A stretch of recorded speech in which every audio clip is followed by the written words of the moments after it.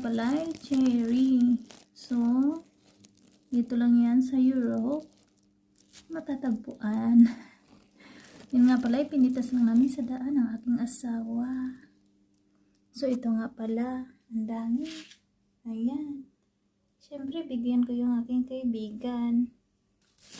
At saka, ayan. Ang dami nakabalot. Ayan. So, cherry lahat yan. Cherry, cherry. Cherry, cherry, baby. Thank you, Lord. Kasi free lang yan. Dinampot ko lang yan doon sa puno. So, thank you sa country kasi yung mga gilid ng kalsada, may mga tanim na cherry. So, free lang siya.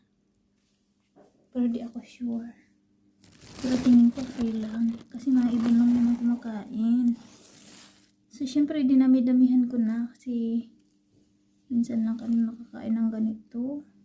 For season only. So, ayun lang. Dito lang yan sa Europe, matatagpuan. Bye-bye. Yeah.